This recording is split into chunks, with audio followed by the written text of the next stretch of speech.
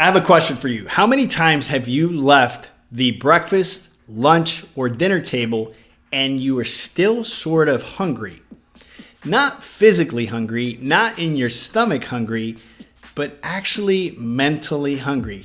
Have you ever wondered why that happens? Your stomach is full, but you just want something sweet.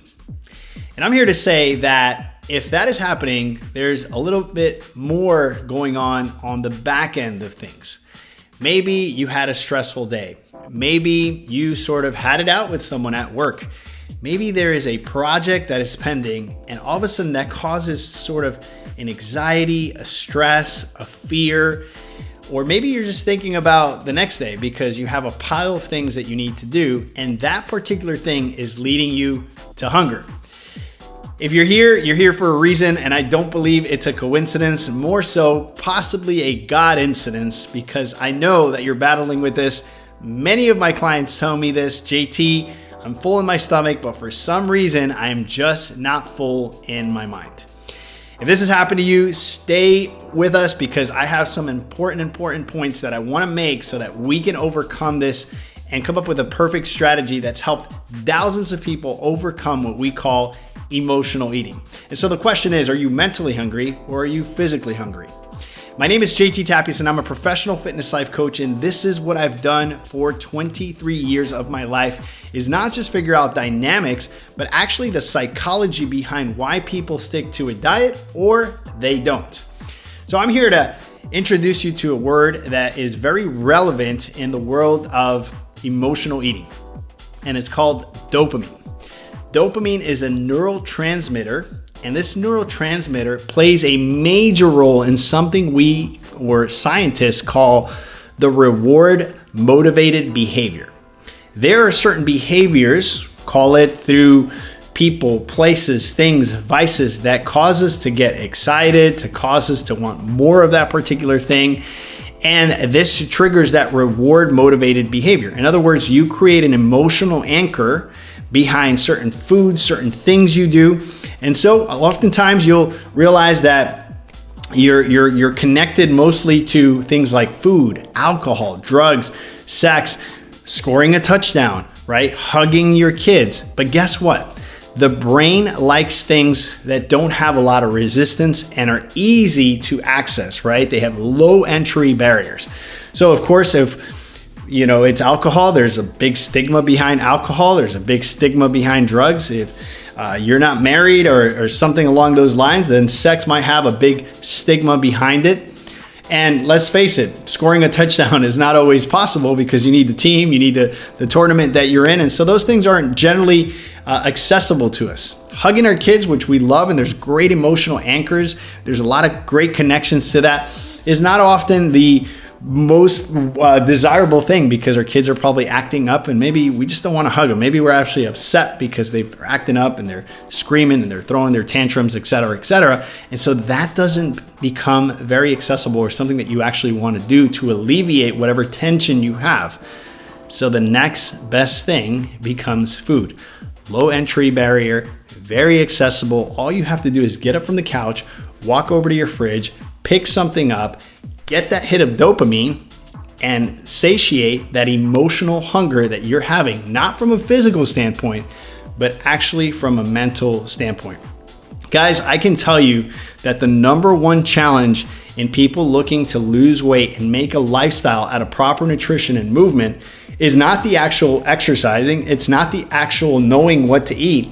It is actually the mental aspect of staying on a plan, doing that consistently well, week after week, month after month, and year after year.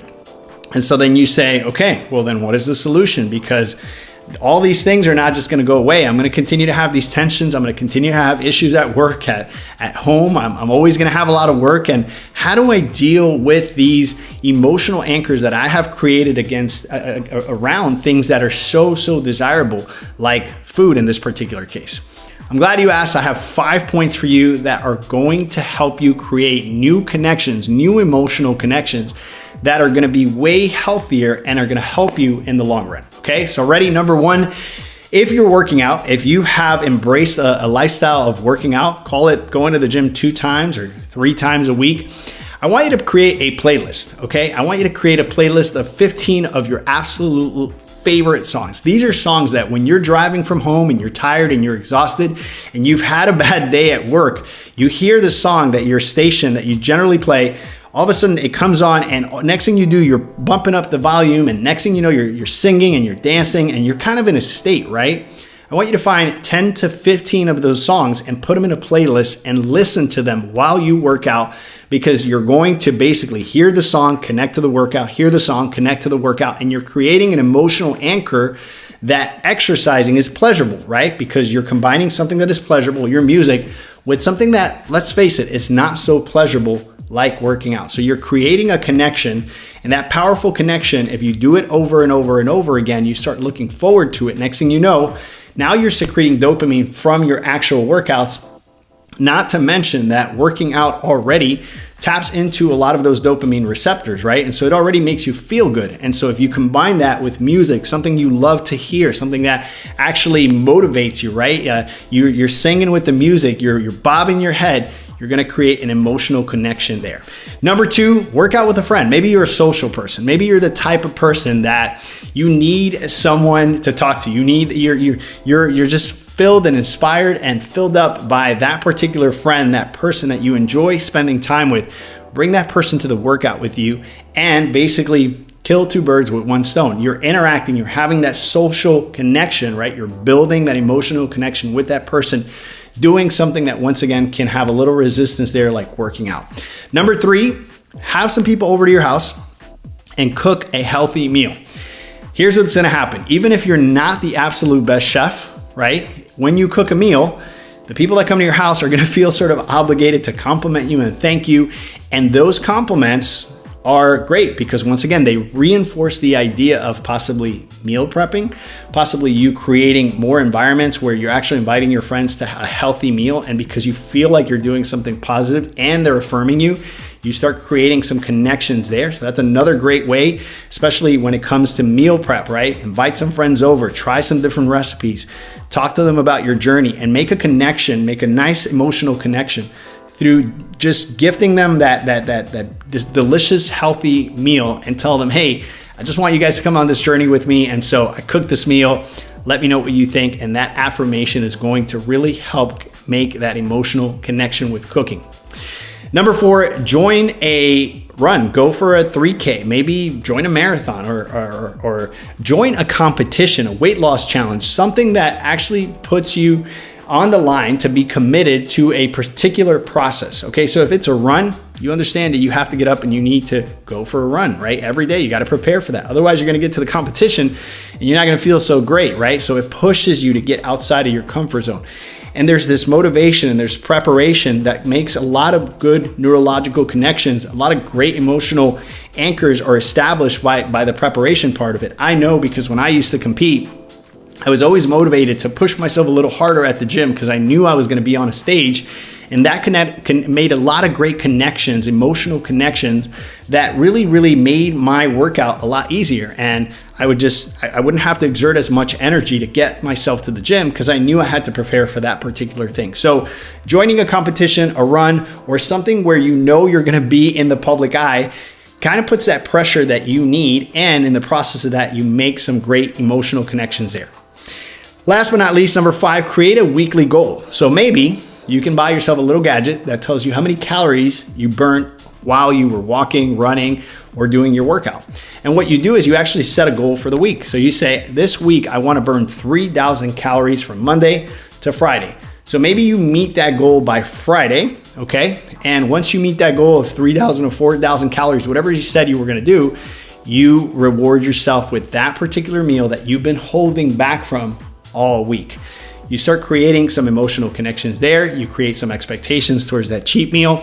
And my friend, I promise you that that particular meal is going to taste better than ever before because you held back from it and you actually did something to actually reward yourself for that particular meal.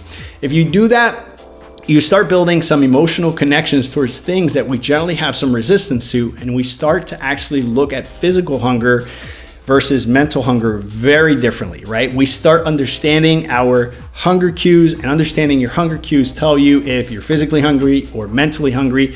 And if you're mentally hungry, I've given you 5 amazing strategies to help you overcome that. Guys, my name is JT Tapias, professional fitness life coach with the Empty Your Bucket Nutrition Plan, and I enjoy speaking about things that edify the mind, the body, and the spirit from a Christian perspective. Today, we talked about distinguishing mental hunger versus physical hunger and how to counteract and create a strategy that will help you slowly but surely overcome these things, keep you consistent, and ultimately healthy, wealthy, and happy. Guys, I hope you enjoyed it. If you haven't subscribed to this channel, I would ask if you would just hit that subscribe button, hit the bell notification so that every time we have awesome information like this, you will be the first one to know.